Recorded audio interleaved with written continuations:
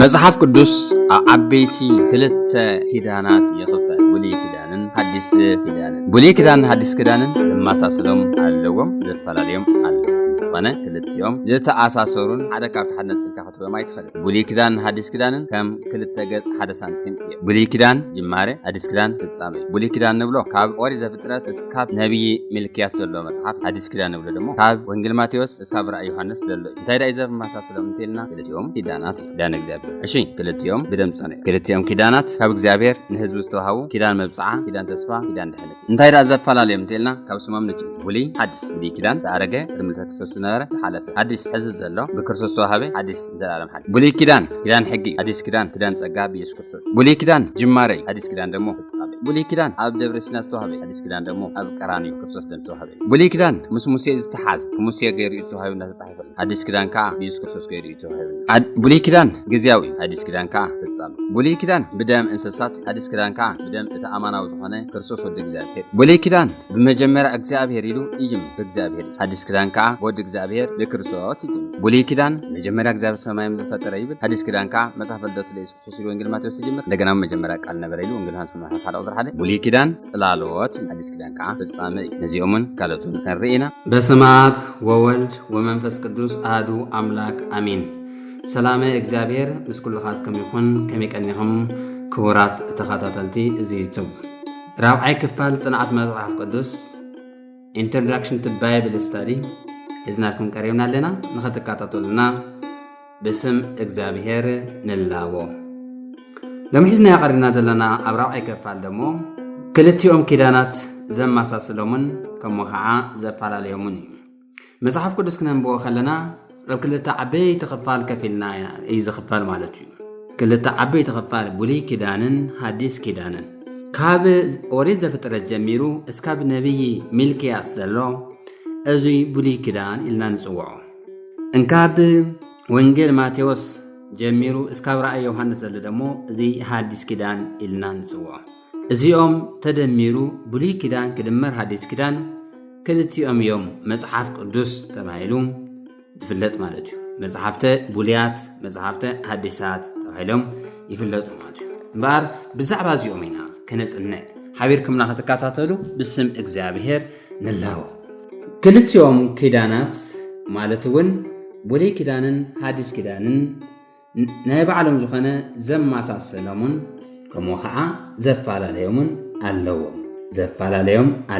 ኣፈላላይ ኣለዎም ኣፈላላይ ክንብል ከለና ብመንጽር ትሕዝቶም ግዚኦም እንደኣንበር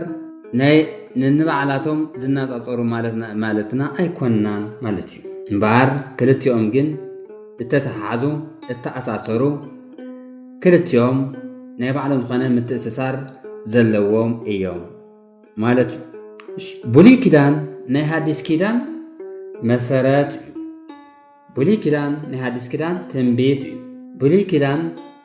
ናይ ሐዲስ ኪዳን ጅማረ እዩ ሐዲስ ኪዳን ከዓ ፍጻሜ እዩ ስለዚ እዞም ኪዳናት እዚኦም እንታይ እዩ ዘማሳስሎም መጀመርያ ክንረእሞ ድሓር ከዓ ዘነጻጽና ዘፈላለዮም ከዓ ክነነጻጽር ኢና ዘማሳስሎም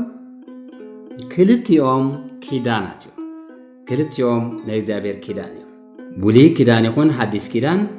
ክልቲኦም ኪዳናት እዮም ክልቲኦም ኣብ ናይ እግዚአብሔር መብጽዓ ኣብ ናይ እግዚአብሔር ተስፋ ኣብ ናይ እግዚአብሔር ኪዳን ዝተመስረቱ እግዚአብሔር ንህዝቡ ዝኣተዎም ኪዳን እዮም ክልቲኦም ማለት እዩ ስለዚ ናይ መጀመርያ ክልቲኦም ኪዳን ብምዃኖም ናይ እግዚአብሔር ኪዳን ብምዃኖም ዘማሳስሎም ካልኣይ ደሞ ክልቲኦም ክምስረቱ ከለዉ ብደም እዮም ተመስሪቱ ብሉይ ኪዳን እውን ብደም ሐዲስ ኪዳን እውን ብደም እዩ ተመስሪቱ ብሉይ ኪዳን ብደም እንስሳት ብደም ኣጣልን ብደም ዝራብዖትን ብደም ኣባጊዕን ዝተመስረቱ እዩ ብሉይ ኪዳን ሐዲስ ኪዳን ደሞ ብደም ክርስቶስ እዚ ክልቲኦም ኪዳናት ብምንታይ ተመስረቱ ኢና ንብል ዘለና ብደም እዩ ክልቲኦም ናይ ደም ኪዳን ተባሂሎም እዮም ዝፍለጡ ማለት እዩ ብሉይ ኪዳን ናይ ደም ኪዳን እዩ ሐዲስ ኪዳን እውን ናይ ደም ኪዳን እዩ ኣብ ኦሪት ዘጸአት ምዕራፍ 24 ካብ ቁጽሪ 7 እስካዕ 8 ዘሎ نزابير قال كمزي يبل ونسعى موسى مصحف هج وأنبب واستأذن حزب ويبيلو كله زنبب እግዚአብሔር نقبر ونسمع ونسعى موسى دم ونزها لايله حزب ويبي نو دم هج زهججل كمو እግዚአብሔር بأنت كله زقع يبل እዚ بتግርኛ خننبو خلنا እንታይ ዝብል ነቲ መጽሐፍ ኪዳን ወሲዱ ድማ ዓው ኢሉ ነቶም ህዝቢ አንብበሎም ንሳቶም ከዓ ኩሉ እግዚአብሔር ዝበሎ ንገብርን ንእዘዝን በሉ ሙሴኻ ነቲ ደም ወሲዱ እዚ እቲ እግዚአብሔር ነዘን ቃላት እዚኣተን ክህበኩም እንተሎም ዝኣተዎ ኪዳን ደም እዩ እናበለ ናብ ህዝቢ ነፀጎ ይብል ስለዚ ብሉይ ኪዳን ኪዳን ደም ብሉይ ኪዳን ኪዳን ደም እዩ ኪዳን ደም ሙሴ ብደምና ነፀገ እዩ ነቲ ብሉይ ኪዳን እንታይ ገይርዎ አጽኒዕዎ ማለት እዩ ነቲ ብሉይ ኪዳን አጽኒዕዎ ስለዚ ብሉይ ኪዳን ብደም ዝተኣተወ ናይ ደም ኪዳን እዩ ሐዲስ ኪዳን እውን ብተመሳሰለ እሱ እዚ ሐዲስ ኪዳን ናይ ደም ኪዳን እሱ ጎይታና መድኃኒና ኢየሱስ ክርስቶስ ንስሙ ክብሪ ምስጋና ንዑ ይኹን ኣብ ወንጌል ማርቆስ ምዕራፍ 14 ቁጽርን 24 ከምዚ ኢሉ ኣሎ ወይቤሎሙ ዝውእቱ ደሜ ዝሐዲስ ስርዓት ዘይትካው በእንተ ብዙሃን ኢሉ ጎይታና መድኃኒና ኢየሱስ ክርስቶስ ታኢሉ እዚ ምእንቲ ብዙሓት ዝፈስስ ናይ ሐዲስ ኪዳን ደም እዩ ኢሉ ናይ ሐዲስ ኪዳን ደም እዩ ኢሉ እምበኣር እዚ ናይ ሐዲስ ኪዳን ደም እዩ ክብል ከሎ ክርስቶስ ብደሙ ሐዲስ ኪዳን ከም ዝመስረተ እዩ ዘርየና ማለት እዩ ሙሴ ብሉይ ኪዳን ብደም እንስሳት ከም ዝመስረታ እታ ብሉይ ኪዳን ክርስቶስ ከዓ እታ ሐዲስ ኪዳን ብደሙ መስሪትዋ ማለት እዩ ምክንያቱ ኣብ ኦሪት ዘሌዋውያን ምዕራፍ 17 ቁጽሪ 11 ስርየት ደም ስርየት ኃጢአት ብደም እዩ ኢሉ ስርየት ኃጢአት ብደም እዩ ኢሉ ኃጢአት ዝገበረ ዋጋ ናይ ኃጢአት ስርየት ናይ ኃጢአት ደም እዩ ዝኽፈል ማለት እዩ ስለዚ እቲ ሐዲስ ኪዳን እውን ብደም እታ ብሉይ ኪዳን እውን ብደም እዩ በተለይ ካብ ሐዲስ ኪዳን ክዛረብ ከሎ ኣብ ዕብራውያን ምዕራፍ 9 ቁጽሪ 12 እንታይ እዩ ዝብል ብዘይ ስርየት ብዘይ ምፍሳስ ደም ስርየት ኃጢአት የለን ይብል ብዘይ ምፍሳስ ደም ስርየት ኃጢአት እንታይ የለን ይብል ወአዲ ይሬስ ከመዝ በቅሩብ ወበደም ይነጽህ ኩሉ በሕገ ኦሪት ወዘንበለ ይትነዝሐሰ ደም እይሰረይ ይብል ከምቲ ሕጊ ዝሰርዖ ዳርጋ ኩሉ ብደም እዩ ዝነጽህ ብዘይ ምፍሳስ ደም እውን ስርየት ኃጢአት የለን ሞ ይብል ብዘይ ምፍሳስ ደም ስርየት ኃጢአት የለን ይሉ ስለዚ ብሉይ ኪዳን ሐዲስ ኪዳንን ዕላምኦም ንወዲ ሰብ ናይ መወዳእታ ስርየት ኃጢአት ሂቦም ናይ ዘላለም ህይወት ንምውራስ ስለ ዝኾነ ብሉይ ኪዳን እውን ብደም እዩ ተመስረተ ሐዲስ ኪዳን እውን ብደም እዩ ተመስረተ ስለዚ ክልቲኦም ናይ እንታይ እዮም ናይ ደም ኪዳን እዮም ማለት እዩ ክልቲኦም ናይ ደም ኪዳን እዮም ማለት እዩ እቲ ሳልሳይ ዘመሳስሎም ኩሎም ካብ እግዚአብሔር ናብ ህዝቢ ኣምላኽ እዮም ካብ እግዚአብሔር ናብ ህዝቢ ኣምላኽ እግዚአብሔር ንህዝቢ ኣምላኽ ንህዝቡ ዝኣተወ ኪዳን ምዃኑ እዩ ንህዝቡ ዝኣተወ ኪዳን እዩ ኣብ መንጎኦም ክነብር ኢሉ ዝኣተወ ኪዳን እዩ ስለዚ እዚ ዘመሳስሎም እቲ ራብዓይ ዘመሳስሎም ደሞ ክልቲኦም ናይ እግዚአብሔር እንታይ እዮም መብፃዕ ናይ እግዚአብሔር መብፃዕ ናይ እግዚአብሔር ተስፋ ናይ እግዚአብሔር ኪዳን ንደቂ ሰባት ዝኣተወ ኪዳን ማለት እዩ እግዚአብሔር ንህዝቡ ዝኣተወ ኪዳን ማለት እዚ ኪዳን እዚ ብክርስቶስ ዝፍጸም መወዳእቱ ብክርስቶስ ዝፍጸም ኣብ ክርስቶስ ፍጻሜ ዝረክብ ኪዳን ማለት እዩ ስለዚ ኣብ ክርስቶስ ፍጻሜ ዝረክብ መብፃዕ ስለ ዝኾነ ወይ ደሞ ተስፋ ስለ ዝኾነ እዚ ዘመሳሰሎ ናይ መወዳእታ ኪዳን እዩ ኢየሱስ ክርስቶስ ክናገር ከሎም ኣብ ወንጌለ ማቴዎስ ምዕራፍ 5 ቁጽሪ 17 ከምዚ ኢሉ ተናጊሩ ኣሎ تأزبل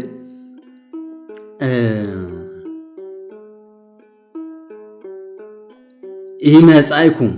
إيمسالكم زي مسايكم اسعرموا لأوريت ولا نبيان إيما سايكم اسعرموا زي أن ولا دائم كما أفتصموا عمان بلكم اسمع ما يحلف سماي ومدر يوطا انت هاتي هرمتا وهاتي قرصتا ايه تحلف أوريت وأمناويات اسكا سوا كله يتكبر ويكون إيه عمان بلكم اسكا ما يحلف سماي ومدر يوطا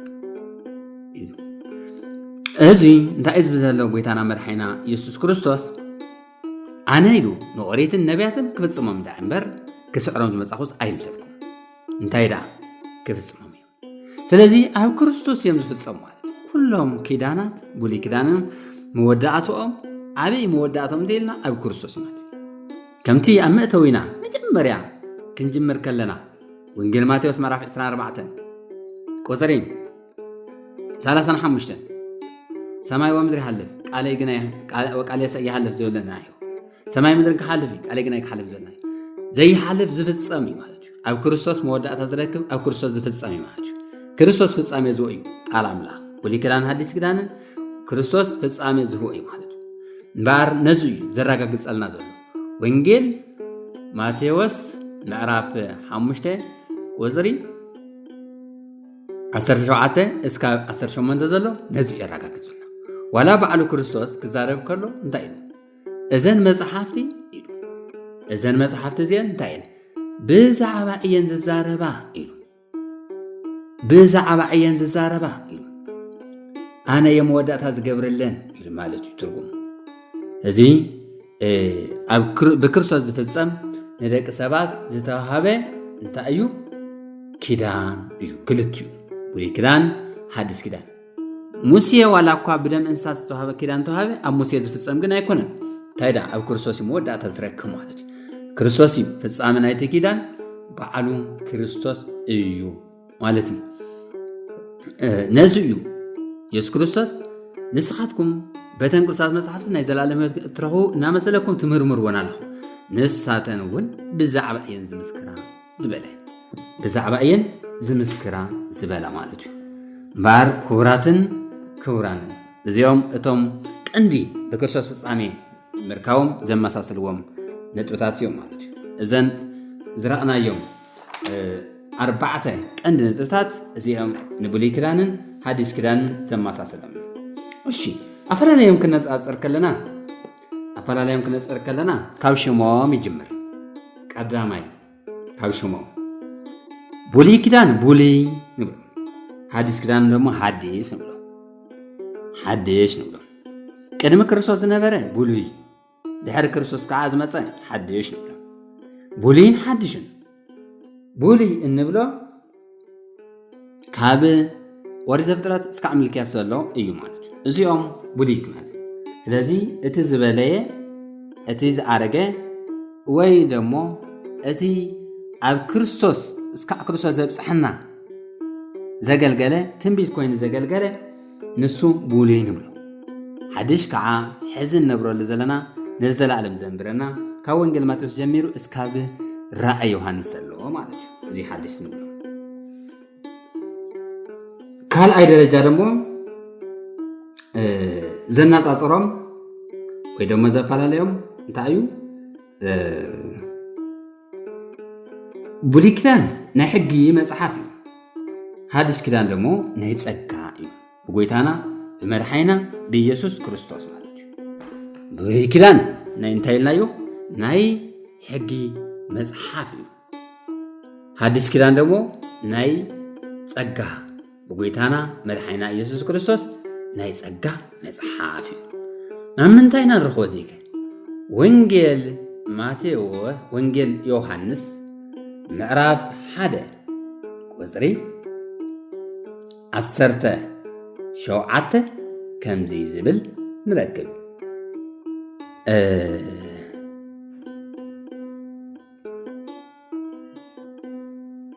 اسم أوريت بموسى وهبت لنا ጸጋሰ ወጽድቅ በኢየሱስ ክርስቶስ ኮነ ለነ ይብል ሕጊ በሙሴ ተዋህበ ጸጋን ሐቅን ግና በኢየሱስ ክርስቶስ ኮነ ይብል جي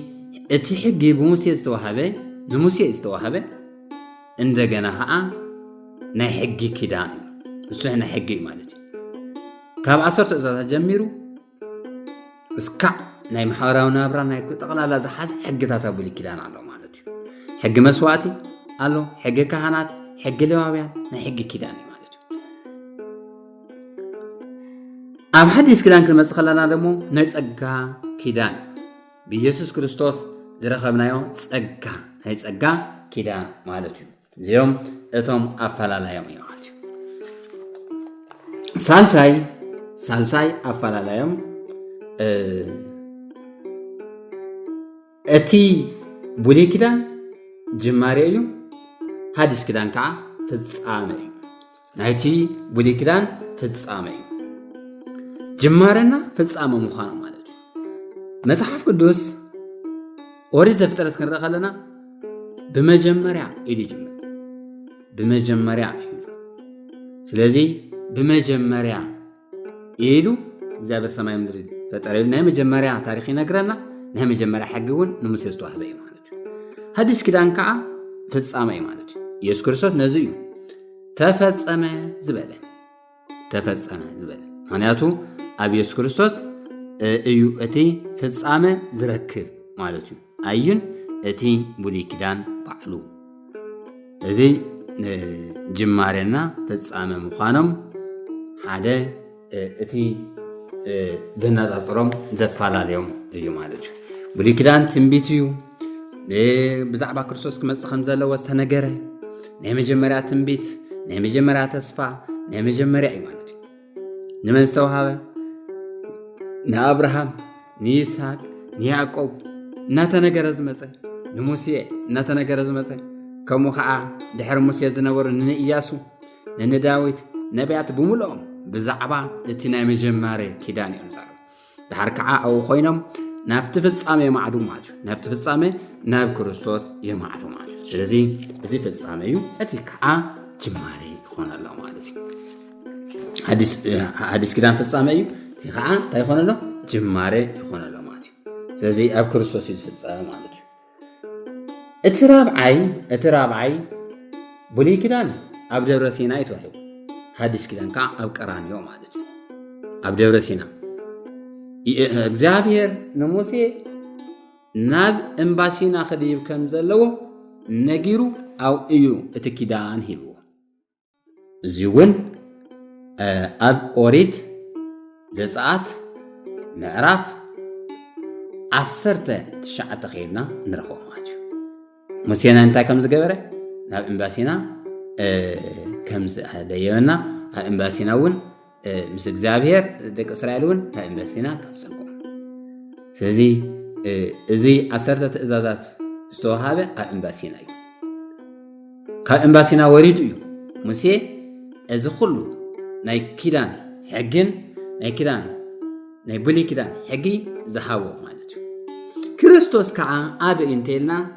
ኣብ ቀራንዮ ኣብ መስቀል እዩ ብደሙ ዘፍሰሰኮ እታ ዝመሰረታ ብደም ኣብ ቀራንዮ ኣብ መስቀል እዩ ኣብ መስቀል ተሰቂሉ ኣብ ቀራንዮ እዩ እቲ ኪዳን ዝፈጸሞ ማለት እዩ ክቡራትን ክቡራንን እዚ እቲ እንታይ ዝገብሮም እዩ እቲ ዘነጻጽሮም ወይ ከዓ ዘፈላለየ ፍልልዮም ዝመስል ማለት እዩ እቲ ብሉይ ኪዳን ብሙሴ እዩ እቲ ሓዲስ ኪዳን ከዓ ብክርስቶስ እዩ ብሉይ ኪዳን ሙሴ እዩ ሓዲስ ኪዳን ከዓ ብክርስቶስ እዩ እዚ እውን ወንጌላውያን ምዕራፍ 1 ቁጽሪ 17 ከም ዝረአናዮ ማለት እዩ እሺ ካልእ ሓምሻይ እቲ ብሉይ ኪዳን እንታይ እዩ ግዝያዊ እዩ ሓዲስ ኪዳን ከዓ ንዘለዓለም ግዝያዊ ማለት እስካዕ ክርስቶስ ዝመጽእ ሙሴ እስካዕ ክርስቶስ ዝመጽእ እዩ ኣገልግሉ ካብኡ ግን ከምቲ ተፍሕትሕት ሰበይቲ እሞ ከዓ ንኻሊእ ትምርዖ ከምኡ ከዓ ንዓና እውን ንኻሊእ ክንኮን እዩ ሓዲስ ኪዳን ንኻሊእ ማለት ንክርስቶስ ኮይና ምእንቲ ፍረ ክነፍሪ እቲ ብሉይ ኪዳን ከም ግዝያዊ ኮይኑ ኣገልግሉ ግዝያዊ ኮይኑ ሓጢአት ገሊጹና ሓጢአት ምዃኑ ገሊጹ ሞግዚት ኮይና አገልግሉ እስካዕ ክርስቶስ ዝመጽእ ትንቢት ኮይኑ እውን አገልግሉ ማለት እዩ። ስለዚ ብሉይ ኪዳን እንታይ እዩ? ጅማሬ እዩ። ሓዲስ ኪዳን ከዓ ፍጻመ እዩ ማለት እዩ። ፍጻመ እዩ ማለት እዩ። ሻድሻይ አፈላለዮም ብሉይ ኪዳን ብደም እንስሳት እዩ። ሓዲስ ኪዳን ከዓ ብደም ክርስቶስ እዩ። ብሉይ ኪዳን ብምንታይ እዩ? ብደም እንስሳት። ሓዲስ ኪዳን ከ ብደም ክርስቶስ ብናይ ኢየሱስ ክርስቶስ ብናይ ጎይታና መድሓኒናን ኢየሱስ ክርስቶስ ደም እዩ ብሉይ ኪዳን። እቲ ሓዲስ ኪዳን ግን ብሉይ ኪዳን ብናይ እንስሳት ደም እዩ። ብሉይ ኪዳን ብናይ እንስሳት ብናይ ኣጣል ብናይ ኣባጊዕ ደም እዩ። ሓዲስ ኪዳን ከዓ ብናይ ጎይታና መድሓኒና ኢየሱስ ክርስቶስ ደም እዩ ማለት እዩ። ከምዚ ዓይነት ኪዳን እዩ ዘለና ማለት እዩ። ደም ኣባጊዕ ደም ኣጣል ሓጢአት ከስተስርዝ ስለ ዘይኽእል ሓጢአት ከስተስርዝ ዝኽእል ናይ ዓለም ኩሉ ሓጢአት ከውግድ ዝኽእል ክርስቶስ መፅኡ። ስለዚ ብሉይ ኪዳን ብናይ እንስሳት ደም፣ ሓዲስ ኪዳን ከዓ ብናይ ጎይታና መድሓኒና ኢየሱስ ክርስቶስ ደም ዝተመስረተ እዩ ማለት እዩ። ብሉይ ኪዳን ጽላሎት እዩ። ሓዲስ ኪዳን ከዓ ኣካል እዩ። ብሉይ ኪዳን እንታይ እዩ? ጽላሎት እዩ። ሓዲስ ኪዳን ከዓ ኣካል እዩ። ኣካል ሕጂ ማለት እውን ብሉይ ኪዳን ትንቢት ክመጽእ ከም ዘሎ ዘርእየና እዩ ማለት እዩ ብሉይ ኪዳን። ሓዲስ ኪዳን ግን ጽላሎት እዩ። ሓዲስ ኪዳን ግን ፍጻመ እዩ ማለት እዩ። ብሉይ ኪዳን ክርስቶስ ክመጽእ እዩ ከም ዝመጽእ ከም ጽላሎት ኮይኑ የርእየና ነይሩ። ሓዲስ ኪዳን ከዓ ከም ዝመጸ ከም ኣካል ኮይኑ ኣርእየና ማለት እዩ። ናይ መወዳእታ ብሉይ ኪዳን እግዚአብሔር ብዝብል ይጅምር። ሓዲስ ኪዳን ከዓ ክርስቶስ ወይ ከዓ ጎይታና መድሓኒና ኢየሱስ ክርስቶስ እዩ ዝገብር ማለት እዩ። እዚ ንሪኦ ከዓ ኣብ እዩ ለምሳሌ ኦሪት ዘፍጥረት ምዕራፍ 1 ኣቲና ክንርኢ ከለና ኦሪት ዘፍጥረት ምዕራፍ 1 ኣቲና ክንርኢ ከለና እንታይ እዩ ዝብል? በቀዳሚ ገብረ እግዚአብሔር ሰማየ ወምድረ ይብል ማለት እዩ። እግዚአብሔር ብመጀመርታ ሰማይን ምድርን ፈጠረ ኢሉ ይጀምር ማለት እዩ። መን እዩ? ብሉይ ኪዳን። ሓዲስ ኪዳን ደሞ ብእግዚአብሔር ብሉይ ኪዳን ይጅምር ከሎ ሓዲስ ኪዳን ደሞ ብወዲ እግዚአብሔር በክርስቶስ ይጅምር። ወንጌል ማቴዎስ መጽሓፈ ልደቱ ለእግዚእነ ኢየሱስ ክርስቶስ እዩ። ኢየሱስ ክርስቶስ ናይ ጎይታና ናይ መድሓኒና ኢየሱስ ክርስቶስ ልደት ኢሉ ይጅምር። ወንጌል ማርቆስ እውን በክርስቶስ ይጅምር። ወንጌል ሉቃስ እውን በክርስቶስ ይጅምር። በተለይ ወንጌል ዮሐንስ ምዕራፍ 1 ክርአ ከለና ወንጌል ዮሐንስ ምዕራፍ 1 ኬድና ከነነጻጽር ክርአ ከለና ቀዳሚሁ ቃል ውእቱ ወውእቱ ቃል ሃበ እግዚአብሔር ውእቱ ወእግዚአብሔር ውእቱ ቃል ወከማሁ ቀዳሚሁ እምቀዲሙ ሃበ እግዚአብሔር ውእቱ ወኩሉ በቱ ኮነ ወዘእንበለሰ አልቦ ዘኮነ ወኢምንትኒ ዘእንበል ይብል ማለት እምዘኮነ ይብል እንታይ ዝብለና? ብመጀመርያ ቃል ነበረ ይብለና። እቲ ቃል ድማ ኣብ እግዚአብሔር ነበረ ይብለና። እቲ ቃል እውን እግዚአብሔር ነበረ ይብለና። ንሱ ብመጀመርታ ኣብ እግዚአብሔር ነበረ፣ ኩሉ ብኡ ኮነ። ካብቲ ዝኾነ ብዘይካ ብኡ ሓደ እኳ ዝኾነ ነገር የለን የልቦን ኢሉ ይዓጽ። ስለዚ ብሉይ ኪዳን ኣብ እግዚአብሔር ጀመሮ፣ ሓዲስ ኪዳን ከዓ ፍጻሜ ኣብ ወዱ ኣብ ክርስቶስ ጀሚር። ምክንያቱ እግዚአብሔር ብወዱ ነገራት ኩሉ ድሕነት ኩሉ ስለ ዝፈጸመ ምግላጽ ኩሉ ብወዱ ስለ ዝተገለጸ ኩሉ ነገሩ ስልጣን ኩሉ ኣብ ክርስቶስ ስለ ዝሃቦ ብክርስቶስ እዩ ዝፈጸም ማለት እዩ። እምበዓር ናይ ብሉይ ኪዳንን ናይ ሓዲስ ኪዳንን ዘመሳስለሙን ዘፈላለየሙን ሎማዓንቲ 4ይ ክፋል ርኢና ኣለና። 5ይ ክፋል ክንቅጽል ኢና። ሓቢርኩምና ምሳና ተጓዓዙ፣ ምሳና ቀጽሉ። እግዚአብሔር እግዚአብሔር ይሓግዘና እግዚአብሔር ከዓ አቤቱ ንዘለዓለም ይትከለና ንዘለዓለም ይቁመና ንበርትዕ ንጠንክር ስብሐት ለአብ ስብሐት ለወልድ ስብሐት ለመንፈስ ቅዱስ የዜኒ ወዘልፈኒ ወለዓለመ ዓለም